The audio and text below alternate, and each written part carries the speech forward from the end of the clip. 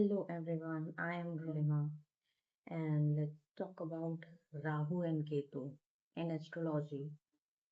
बहुत सारे लोग राहु और केतु से काफी डरते हैं। उनके माइंड में काफी सारे मिसकंसेप्शन है राहु को लेकर स्पेशली। केतु तो उनको लगता ही है कि हाँ अब हमारे को कुछ करने नहीं देने वाला, लेकिन ऐसा बिल्कुल नहीं है। राहु राहु ऐसी चीज है जो आप एक तरीके से बच्चा कंसीडर कर सकते हो। आई नो बुध बच्चा होता है, बुध को ज्यादा बोला जाता है बच्चे की तरह है, लेकिन राहु एक ऐसी बच्चा बुद्धि है जिसको आइडिया नहीं है, जिसका सब फायदा उठा लेते हैं। राहु आपकी बर्थ चार्ट में जिस भी जगह बैठा है वहां पर आपका लाइफ में सबसे ज्यादा फायदा उठाया जाएगा, क्योंकि आपको इस जन्म में वो पार्ट सीखना जहाँ पर राहु बैठा है। आपको उस जगह की 0% नॉलेज है। आप या तो फिर बहुत ही अच्छे हैं या अपने आप को बहुत चालाक समझते हैं, जैसा भी है। जैसे कि राहु अगर 9th हाउस में है तो आप हमेशा एथिकल वे में चलेंगे।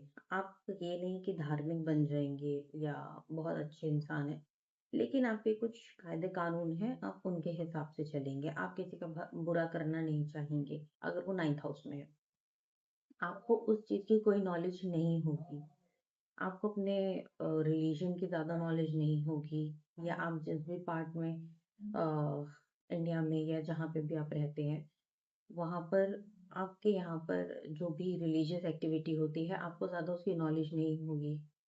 आपका बहुत ज़्यादा फायदा उठाया जाएगा उसी एरिया से लेकर, काफ़ी ज़्यादा फायदा उठाया जाएगा और इतना हद तक उठाएंगे ना लोग आपका फायदा कि आप खुद परेशान होकर ना अपने आप को गिव अप भी कर दोगे ना तो भी उस पॉइंट पे पहुंचोगे कि अब मुझको अपने आप को इन सब चीजों में वाइज बनाना पड़ेगा, मुझे अपने आप को तेज तर्रार बनाना पड़ेगा, जिससे कि कोई मेरा आगे फायदा ना उठा सके। और आपको इतनी इन डेप्थ नॉलेज मिलेगी ना, इतना ज्यादा आप क्लेवर हो जाओगे उस पर्टिकुलर फील्ड में जहां पर आपका इतना ज्यादा फायदा उठाया गया है कि अब आप वहां के मास्टर हो। राहु को अगर सही से समझो और राहु को सही से ट्रीट करो तो वो इतना अच्छा काम करता है।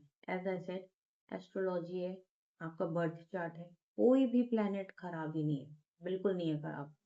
शनि खराब नहीं है, मंगल खराब नहीं है, कोई भी प्लेनेट खराब नहीं है, सब बहुत अच्छे हैं। आपको बस उनके अकॉर्डिंग काम करना है, क्योंकि यहाँ पर आपका जन्म सिर्फ उनके लिए हुआ है कि आपको एग्जैक्टली ये आपका ब्लूप्रिंट है, इसके अकॉर्डिंग ही काम करना है। अगर इसके अकॉर्डिंग काम किया तो आप अपनी लाइफ में बहुत हैप्पी रहोगे और कोई तरीके का कंफ्यूजन नहीं है। बहुत सिंपल है। हम इस जन्म में सिर्फ वो चीजों के लिए पैदा हुए हैं जो हमने पिछले जन्म में नहीं करी, या हमने पिछले जन्म में कोई चीज बहुत ज्यादा कर दी थी। जैसे कि केतु, केतु एग्जैक्टली आपके बर्थ चार्ट में उस प्लेस उस जगह पे बैठता है जहां पर आपने पिछले जन्म में बहुत ज्यादा फोकस रखा था, बहुत ज्यादा डिटरमाइन थे कि मुझे ये चीज चाहिए, जिद पकड़ ली थी, या बहुत ज्यादा उसका सुख भोगा है आपने। तो आपका जो कर्म है ना, जो भी आपका कार्मिक लूप है, केतु जहाँ बैठा है वहां पे आपका वो खत्म है। आपको वहां पर अब एफर्ट डालने की जरूरत नहीं है, वहां की नॉलेज आपके पास पहले से ही है। सारी नॉलेज आपके पास है वहां की। जैसे कि अगर आपका केतु 3rd हाउस में है तो आप ये देख सकते हो कि आपको वहां पे मेहनत करने की जरूरत नहीं है। आप कोई हार्ड वर्किंग नहीं हो। कम्युनिकेशन में आपको बहुत ज्यादा ऐसा नहीं कि इंटरेस्टेड रहते हो कि हर किसी से ही बात करनी है मुझे, या अब जरूरत है ये चीज एक मेरी कि मुझे सोशल होना है, मेरे नेबर से मेरी बहुत अच्छी बननी चाहिए। ऐसा कुछ भी नहीं है, कोई कम्युनिकेशन कुछ नहीं। कोई बहुत ज्यादा शॉर्ट ट्रेवल्स के भी आपके पसंदीदा काम नहीं है। तो केतु जहां पर बैठता है वहां पर आपके पास पहले ही नॉलेज है। आपको वहां जाकर वो चीजें सीखने की जरूरत नहीं है। फॉर एग्जाम्पल कि पिछले जन्म में आपको स्टिचिंग आती थी, बहुत अच्छे आप टेलर थे, तो इस जन्म में आपको सीखने की जरूरत नहीं है। आप करने लगोगे, आपको अपने आप ही आ रहा है, आप करते जा रहे हो अपना माइंड यूज करके। इनोवेटिव वे में आप उसे इतना अच्छा करके दिखा दोगे जितना कोई नहीं कर सकता। तो केतु जहाँ बैठता है वहां की नॉलेज आपके पास ऑलरेडी होती है। और ऐसा नहीं है, वो डिटैच इसलिए करता है कि आपने पिछले जन्म में बहुत ज़्यादा कर लिया था, इस जन्म में इसको करने की कोई नीड। राहु जहाँ बैठता है, पिछले जन्म में आपने उस एरिया में ना देखा तक नहीं था। तो इस जन्म में ना आपको वो चीज़ फुलफिल करनी पड़ेगी, आपको वो काम करना पड़ेगा अच्छे से। तो राहु आपको नॉलेज दिला रहा है, उस एरिया की आपको नॉलेज लेनी चाहिए। वहाँ पे कोशिश करो कि आपका कोई फ़ायदा ना उठाए। जिस भी हाउस में राहु बैठा है, इस चीज़ का बहुत अच्छे से ध्यान रखना है, इर्रिस्पेक्टिव कि कौन-सा प्लैनेट उसके साथ बैठा है, किसकी दृष्टि पड़ रही है, क्या पड़ रही है, नहीं। सिंपल, राहु जिस जगह पे है, आपको वहाँ पे ये काम करना है। ये एक बहुत सिंपल सी चीज़ है। आप अपना बर्थ चार्ट देखोगे, उसमें आपको दिख जाएगा, आर्य करके राहु लिखा होगा या फिर रा और आ का डंडा ऐसे करके लिखा होगा, वो आपका राहु होता है। केतु के लिए जिस भी हाउस में केतु बैठा होता है, वहां पर आपकी कोई भी अटैचमेंट नहीं होती, क्योंकि आपको ऑलरेडी उस चीज में पूरी नॉलेज है। आपको कोई नीड नहीं है कोई नॉलेज लेने की। अब आप, ऐसा नहीं कि आप कोई काम नहीं करोगे कि वो कर्म क्षेत्र में बैठ गया तो इस इंसान का काम करने का मन नहीं करेगा, नहीं, उसका काम करने का आप लोगों जैसा मन नहीं करेगा कि हाँ मेरे को बिल्कुल एकदम गधा मजदूरी करनी है, मुझे हार्ड लेबर में जाना है, ऐसा मन नहीं करेगा उसका।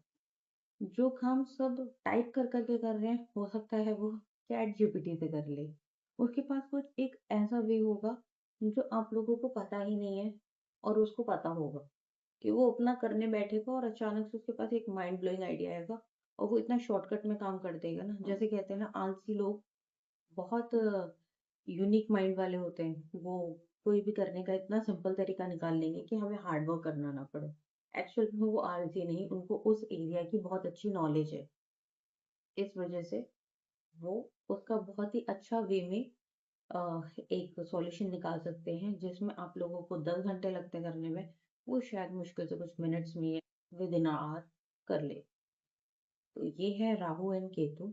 अब आप देखिए कि आपके चार्ट में राहु कहाँ प्लेस्ड है, केतु कहाँ प्लेस्ड है। ये दोनों एक दूसरे के जस्ट अपोजिट ही होते हैं हमेशा। तो जहाँ पे राहु है उस पे वर्क करना है, जहाँ पे केतु है उन चीजों से आपको ज्यादा लगाव नहीं रखना। और अगर करने का मन कर रहा है वो सारी चीजें, तो उनको एकदम सही वे में करना है, कि उन सब चीज़ों से आप अटैच नहीं होने चाहिए किसी भी तरीके से। और जितने इनोवेटिव वे में कर सकते हो वो और भी ज़्यादा अच्छा रहेगा। See you in the next video.